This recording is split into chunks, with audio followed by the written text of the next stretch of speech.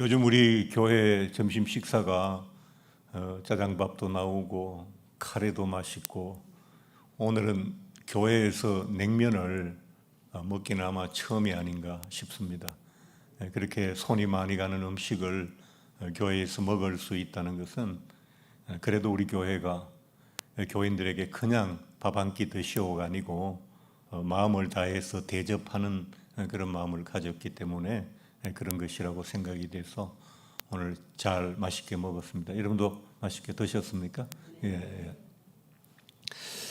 제가 오늘 낮에 그런 이야기를 하니까 되게 좀 슬퍼하시고 또 마음 아파하시는 분들이 많이 계신데, 그러지 마세요. 괜찮습니다. 저 잘 하고 올 테니까 걱정하지 마시고요. 우리가 이제 행복학교를 처음 시작하면서 제가 여러분에게 그런 말씀을 드렸습니다. 행복의 조건이 뭐가 있을까요? 그런 얘기를 했죠. 현대인들에게 행복의 조건이 뭐냐고 물어보았더니 두 가지가 나왔어요. 제일 중요한 게 뭘 것 같아요? 예상을 좀 하실 수가 있겠죠. 건강과 돈이라고 대답을 했어요. 참 설교 중입니다만은 오늘 우리 배성현 집사님이 되게 행복할 것 같아요. 그동안 안 보이던 신랑이 여름 햇빛에 얼굴이 까맣게 끌려가지고 주님 앞으로 오늘 또 나오셨어요. 그래서 제가 냉면 먹고 있길래 매주 나와야지요 그랬더니 그러겠다고 하는데, 다음 주에는 제가 확인할 길이 없어서 전화로 한번 물어볼 거예요. 이제 우리가 행복의 조건들을 건강과 돈이라고 이야기하는데, 저도 과거에 그 이야기에 그렇겠다 이런 생각을 하고 반대를 안 했거든요. 그런데 이제 제가 몸이 아파 보면서 경험을 하면서 조금 생각이 달라졌는데요. 이 건강과 돈은 행복의 조건이 아니고 인생이 불편하지 않는 조건이죠. 그러니까 인생이 불편하지 않는 조건하고 행복의 조건은 좀 많이 다르다고 생각을 합니다. 제가 병원을 다니면서 이제 제가 먹는 모든 물, 음식에 포함되어 있는 모든 물까지 포함해서 그 모든 물을 기계로 다 뽑아내야 되거든요. 소변으로 나오는 게 아니고. 그래서 물을 못 마시게 합니다. 물을 정 먹고 싶으면 여름에 너무 목이 마르면 얼음을 하나 입에 머금고 그걸 빨아먹고 갈증을 견뎌라. 왜냐하면 내가 먹는 물이 사람이 보통 하루에 1.5리터, 2리터 먹잖아요. 그럼 그걸 그 다음날 병원에 가서 기계로 다시 다 뽑아내야 되기 때문에 4시간 만에 물을 4kg씩 이렇게 뽑으면 사람이 거의 초죽음이 되거든요. 근데 그걸 일주일에 3번씩 해야 되니까 겁이 나서 물을 못 먹는 거예요. 물을 너무 많이 안 마시면 입에 침이 없어져 버려서 계속 입이 말라요. 젊을 때는 설교 한 편 하면서 물 마신 적이 별로 없는데 지금은 조금만 하면 목이 자꾸 입이 마르니까 물을 마시게 되죠. 입이 마른 건 괜찮아요. 근데 나중에는 눈 아래 눈물이 조금씩 나와야 눈동자가 이렇게 움직이면 굴러가는데, 어떤 때는 눈동자가 뻑뻑해서 굴러가질 않는 거예요. 오른쪽을 봐야 되는데 눈동자가 오른쪽으로 가질 않아요. 왜? 눈에 물기가 너무 없었어요. 저는 이 병을 이제 앓으면서 물만 마음껏 마셔도 얼마나 좋을까.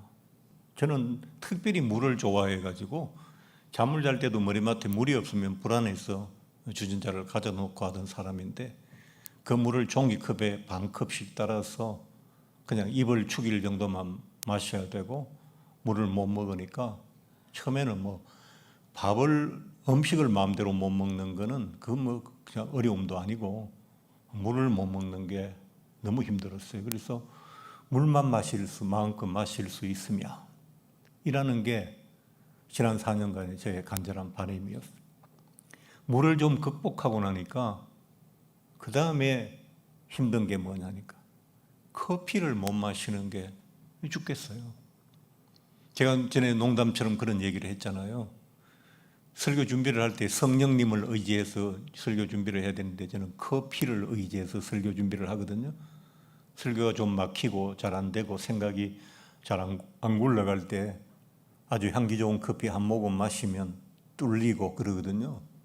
그래서 커피를 너무 좋아해서 병원에 다니기 전에는 하루에 아메리카노의 큰 컵에 커피를 뭐 여러 잔씩 마셨죠. 제가 예전에 자주 가던 그 집사님들하고 가던 커피집에서는 제가 아메리카노 이렇게 머그잔에 한 잔 마시면 2잔을 더, 3잔까지 리필을 해줬어요. 돈을 안 받고. 그럴 정도로 이제 커피를 좋아했는데 그 커피를 지금은 사모님이 커피를 시키면 옆에서 한 모금 맛보는 정도로 이제 커피에 대한 걸 하거든요. 그러니까 그런 것들이 너무나도 힘들었어요. 그래서 내가 이 생활을 하는데 좀 즐거움, 행복이 없을까? 그걸 한 가지라도 내가 찾아야 이 어려운 일을 매일매일 하면서 견딜 텐데 그 행복이 정말 내게 이제 남아 있을까? 이런 생각을 하면서 막 했는데 어느 날 발견했어요. 제가 목사인 줄 아는 매일 제 팔에 이렇게 그 바늘을 찔러 넣는 간호사님이 어느 날 물었어요. 목사님 너무 힘들지 않으세요? 이러더라고요. 그래서 제가 다 힘들긴 한데 한 가지 재미는 찾았어요. 한 가지 재미있는 일이 있어요. 그랬더니 그게 뭡니까? 이러더라고요. 그래서 제가 바늘 빼는 재미요. 그렇게 얘기를 했어요. 굵은 바늘을 4시간 동안 팔에 꽂고 있으면 몸은 마음대로 뒤척이지도 못하고 라인이 또 길어요. 무겁고.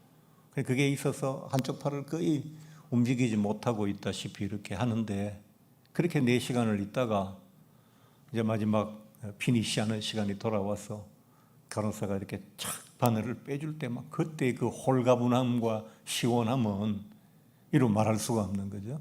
그래서 제가 그때 내가 이렇게 고단한 생활 중에도 한 가지 행복을 찾았구나. 바늘 빼는 재미. 그래 웃으면서 바늘 빼는 재미가 있다. 바늘 빼는 재미가 있다. 행복이 있다. 그랬어요. 내가 2019년에 이제 병원을 다니기 시작했는데 그때 코로나가 왔어요. 몸은 힘들고 코로나는 교회를 엄습해서 예배도 마음대로 드리지 못하게 되고 또 그런 와중에도 여러분께서 아시는 분은 아십니다만 자세히 얘기할 건 아닙니다만 교회에 큰 시험이 있었고 오해가 있었고 그래서 피할 곳이 없는 거예요. 앞을 봐도 산이요, 옆을 봐도 산이요, 뒤를 봐도 산이요. 그래 하나님 저를 죽이시기로 작정하셨습니까? 물었어요. 그랬더니 하나님께서 아직 네가 이제 곧 인생이 많이 남지는 않았지만 아직 끝은 아니니라 이렇게 얘기를 하셨어요. 그래서 제가 언제 그때 여러분이 아마 기억하시는 분 기억하실 거예요. 아직 끝은 아니니라라는 설교를 한번 했었죠. 제가 내가 이 고단한 생활을 이길 수 있는 어떤 그래도 나름의 나에게도 이 행복이 있어야 되는데 뭐가 있을까? 막 하던 차에 제가 애를 좋아하잖아요. 우리 주일학교 아이들 정말 저는 제 손자의 연장선이라고 생각하고 아이들이 정말 귀여워요. 근데 우리 아들이 장가갈 때 제가 결혼하고 2018년에 겨울에 결혼하자마자 11월에 하자마자 그 다음 해에 제가 병원을 다니게 됐으니까 아이들한테 이야기를 안 했어요. 그래서 제가 2주 전에 이제 아빠 이렇게 됐고 수술하게 됐다고 이제 2주 전에 얘기를 했어요. 그러니까 신혼생활하고 있는데 애들한테 아빠가 이렇게 됐다 하면 평생에 한 번밖에 없는 신혼을 다 깨먹는 거잖아요. 또 그때 둘째는 삼성전자의 그 핸드폰 사업부에 이제 입사해가지고 신이 내린 직장이라고 좋아하면서 열심히 직장 다니고 있는데 또 아빠 이렇다 이야기하면 애들도 또 무너지잖아요. 우리 부모 자식 간에 이래 서로 있으나 마나한 그런 관계도 있지만 저희 아이들은 또 저에 대해서 굉장히 많이 의존하고 또 아빠를 좋아하고 이러기 때문에 그런 얘기를 못하고 이제 있었죠. 이제 그러다가 우리 큰아이가 손자를 낳았는데 그 손자가 조금 처음에 아주 관난장이 때는 별로 모르고 이렇게 그냥 다녔는데 조금 커서 이제 옹알이도 하고 이러니까 너무 귀여운 거예요. 그래서 제가 병원을 다니는 걸 아는 우리 가까운 목사님들이 아니 그 몸 가지고 어떻게 이제 그런 데를 가느냐고 애를 보느냐고 하는데 그 아이가 또 제 그 고통의 어떤 한 부분의 의미를 제공하는 거였어요. 제가 뭐 염세주의자는 아니지만 너무 힘들고 어려우니까 하나님 이렇게 사는 게 죽는 것보다 더 힘들면 또 하나님 불러가시는 것도 참 좋은데 뭐 잠잘 때 그냥 조용히 불러가시든지요 뭐 이런 말도 한두 번 했어요 하나님께. 그런데 손자를 보면서 그래도 그 고통 중에 있었지만 아이가 크는 모습 그건 제게는 새로운 경험이잖아요. 저는 아들은 키워봤지만 손자는 참 아들과는 또 비교할 수 없을 정도로 이 귀여운 손자를 안아본다는 것 자체가 하나님이 내게 주신 위로같이 그렇게 느껴졌어요. 그래서 애들이 이제 김포 공항 앞에 있는 개화동에 사는데 여기서 차를 타고 가면 올림픽 대로를 건너서 이렇게 가면 정말 어떤 때는 1시간 반씩 2시간이 걸릴 때도 있거든요. 근데 그걸 매일 가서 아이를 보고 또 저녁에 돌아오면 밤 12시가 넘고 또 그러면 그 다음 날 아침에 또 새벽기도 나와서 새벽기도 하고 새벽기도 마치면 또 제 방에서 좀 편리한 옷으로 갈아입고 다시 병원으로 가고 그 생활이 너무 숨 막힐 듯이 급박하게 돌아가고 아까 낮에 말씀드렸던 것처럼 택배 기사가 매일매일 반복되는 생활 속에 지쳐가듯이 그렇게 지쳐갈 만한 그런 일상이었는데 이 손자를 통해서 막 얼마나 즐거움과 기쁨과 행복을 많이 주시는지 몰라요.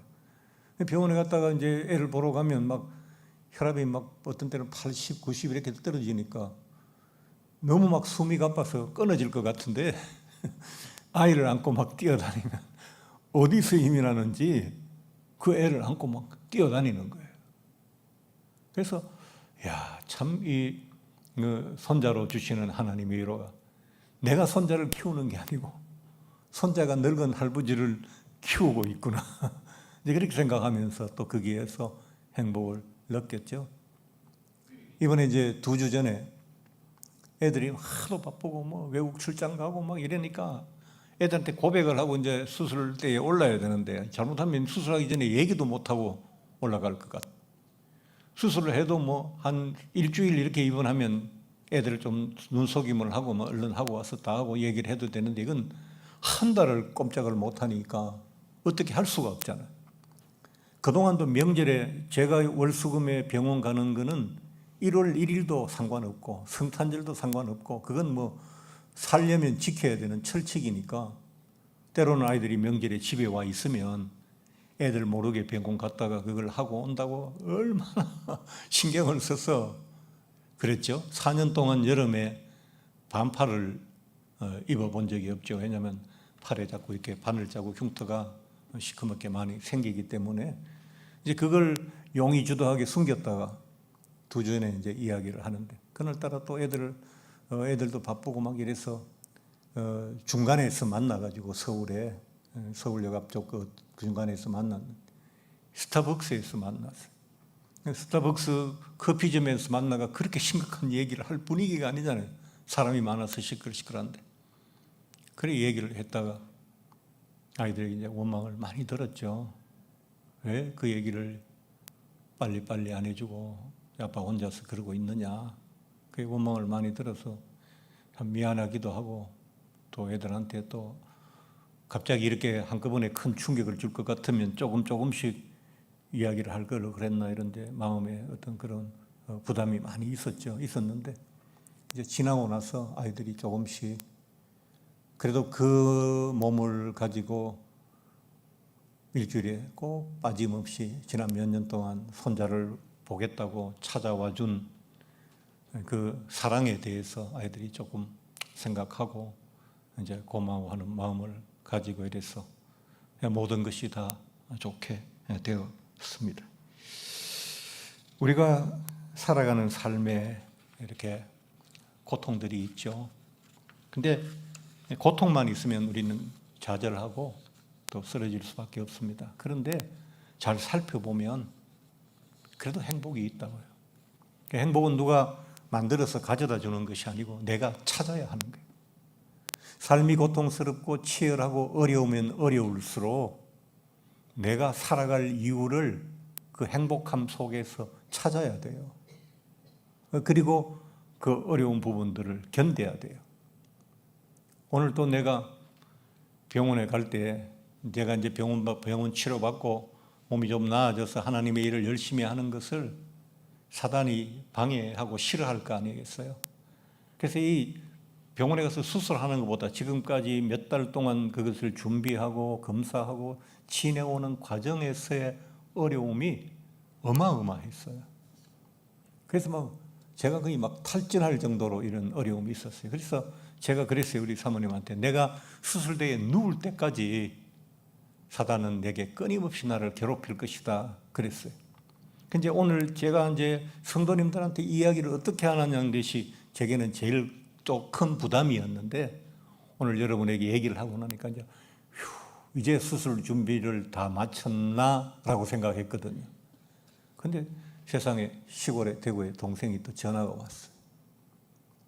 내용을 들어보니까 오늘 새벽에 어머니께서 또 화장실에 가서 샤워하시고 나오시다가 주저앉아가지고 또 고관절이 한쪽이 골절이 돼서 또 수술을 하셔야 된다는 거예요. 문제를 넘었으면 또 문제가 있습니다. 인생은 99 고개를 넘어가는 것과 같습니다. 그래서 또 내가 예상한 대로 또 어택이 공중의 권세 잡은 자의 공격이 들어왔으니까 또 나는 다시 더 강한 마음으로 마음을 다잡고 동생이 다행히 오빠가 수술할 시간이 다가오니까 여기 일은 조금도 걱정하지 말고 우리가 잘 알아서 진료받고 수술하고 할 테니까 당신의 병에만 집중하시오 이제 얘기를 하고 다 정리를 했습니다만 끊임없이 오는 것입니다. 전에 제가 여러분에게 그런 말씀을 하면 내가 참 어려운 일이 있었다 하니까 어떤 분이 설교 끝나고 난 다음에 목사님 오늘 너무 위로받았어요. 그래서 내가 왜요? 하니까 우리는 목사님은 혼자 복받고 사시는 줄 알았는데 목사님도 어렵다고 하니까 위로가 됐어요. 그런 얘기를 하시더라고요. 여러분 목사든 장로님이시든 권사님이시든 집사님이시든 어제 등록한 성도이든 삶에 문제와 고통이 없는 사람은 없습니다. 그래서 우리는 다 서로를 불쌍히 여겨야 되고 서로를 사랑하고 행복하게 해주는 사람들이 되어야 하는 것입니다. 행복은 참 중요하지만 도덕적으로 참 좋은 것이고 신앙적으로 다른 사람을 행복하게 해주고 사랑해 준다는 건 참 중요한 일이죠. 근데 오늘 본문이 또 한 가지 그렇게 사는 것이 왜 중요한지를 우리에게 설명해 주었어요. 뭐냐니까 너희가 만일 성경에 기록된 대로 내 이웃 사랑하기를 내 몸과 같이 하라 하신 최고의 법을 지키면 잘하는 것이거니와 이웃 사랑하는 것을 뭐라고 그랬나니까 최고의 법이라고 그랬어요. 최고의 법을 지키는 것이라고 그랬어요. 여기에서 최고의 법은 뭐냐니까 하나님이 우리와 약속하신 언약. 예를 들어서 하나님께서 모세와 약속하신 언약이 있잖아요. 모세가 우리를 믿는 자를 대표해서 그 언약을 받은 거잖아요. 그럼 우리가 언약한 것과 같죠? 그래서 하나님과 우리가 언약한 약속 중에 이웃을 사랑한다는 이 약속은 최고의 약속이라는 거예요. 그게 제일 어려운 약속이고 하나님이 제일 기뻐하는 약속이고 제일 고급한 약속이다. 이제 그런 뜻이 되는 거예요. 그리고 그 다음 구절에 뭐라고 했는가 하니까 만일 너희가 사람을 차별하여 대하면 죄를 짓는 것이니 율법이 너희를 범죄자로 규정하리라. 우리가 사람을 차별하는 것이 죄라고 생각하는 그리스도인들이 과연 몇이나 되겠어요?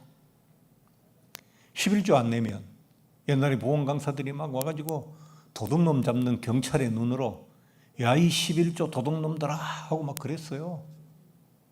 그게 막 무지무지한 죄처럼 얘기했어요.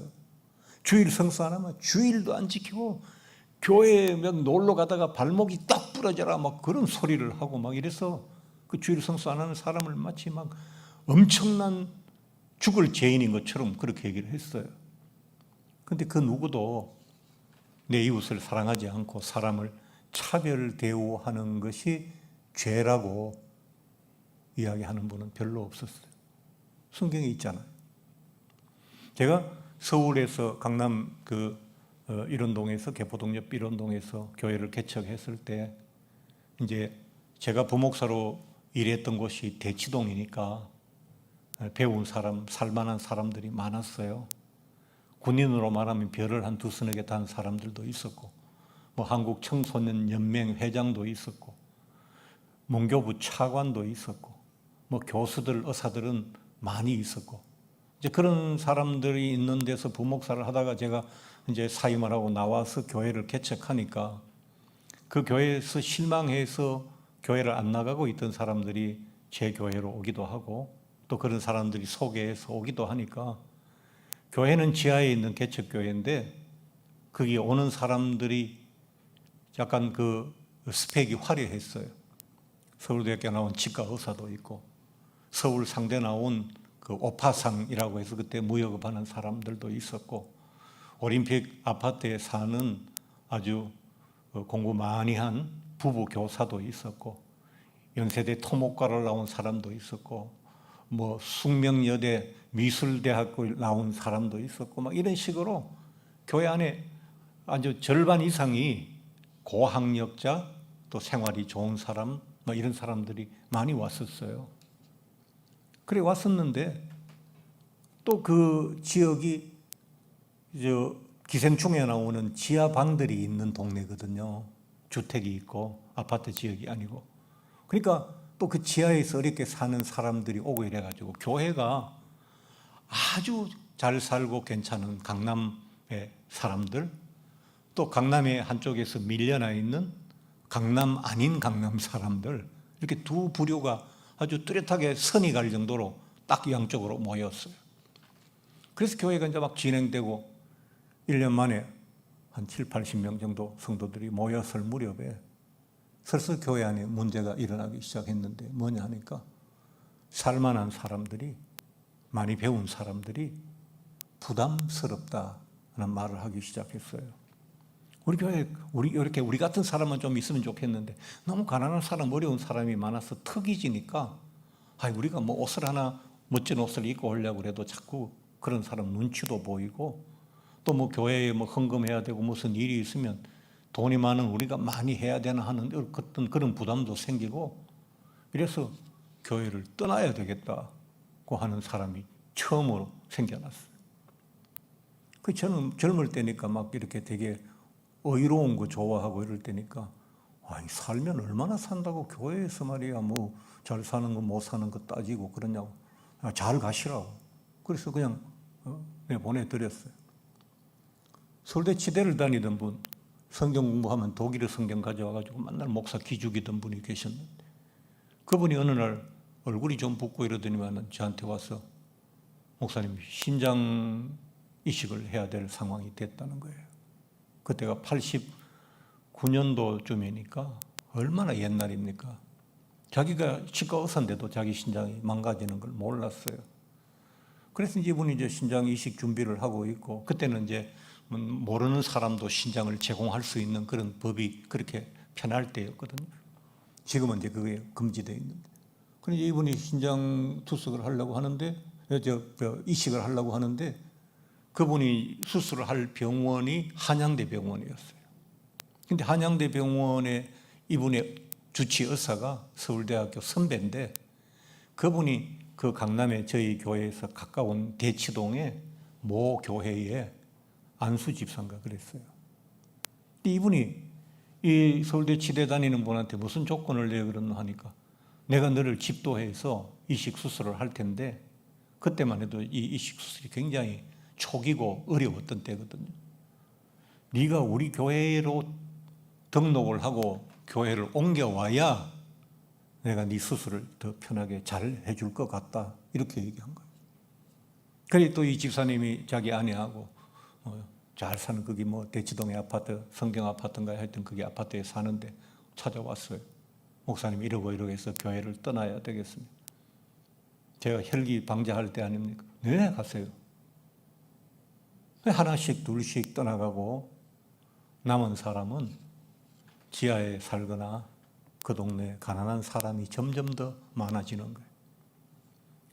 그레샴이라고 하는 경제학자가 악화는 양화를 구축한다 그런 말을 했어요. 무슨 말이냐 하니까 돈이 100만 원 있으면 지폐가 100만 원짜리가 2개 있는데 하나는 금으로 만들어서 가치도 100만 원, 사용되는 실제 가치도 100만 원, 사용되는 가치도 100만 원이고 또 하나는 지폐로 100만 원짜리를 만들어서 사용되기는 100만 원으로 사용되는데 그 종이가 뭐 실제 가치가 얼마 되겠어요? 몇십 원, 몇백 원밖에 되지 않잖아요. 그럴 때 실제 가치와 사용 가치가 동일한 화폐를 양화, 좋은 화폐라고 말하고 실제 가치는 전혀 없고 통용되는 가치만 있는 화폐를 악화라고 그러는 거예요. 이 두 가지 돈이 시중에 돌면 금으로 된 거는 금은 오를 수도 있고 가치도 좋으니까 그 돈은 자꾸 장롱 속으로 사람들이 가져가서 숨기고 나중에 남는 돈은 종이로 된 실제 가치가 없는 명목상의 가치만 있는 돈만 돌아다닌다. 그래서 그 유동성에 문제가 생긴다. 그게 이제 그레샴의 법칙이거든요. 교회 안에 잘 사는 사람과 못 사는 사람이 있으니까 잘 사는 사람이 자꾸 못 사는 사람을 배척하고 같이 있기 싫다. 속되게 말하면 냄새 난다.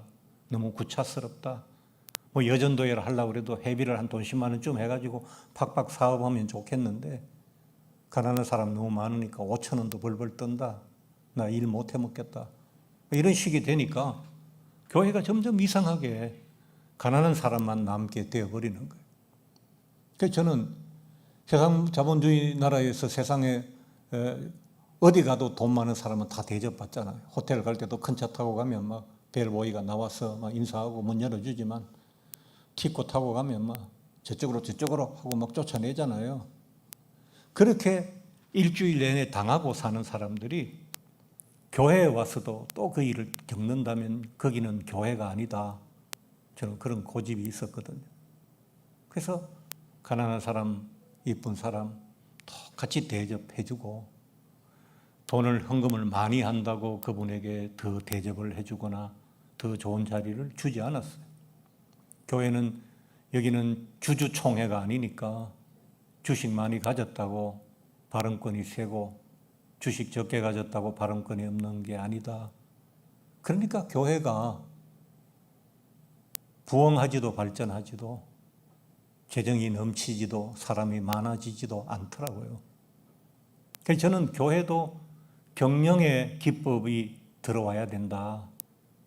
교회도 그 부흥 목사님들이 많이 이야기하는 것처럼 목이 좋고 물이 좋은 곳에서 교회를 해야 교회가 튼튼하고 또 좋은 건물을 짓고 좋은 프로그램을 가질 수 있다.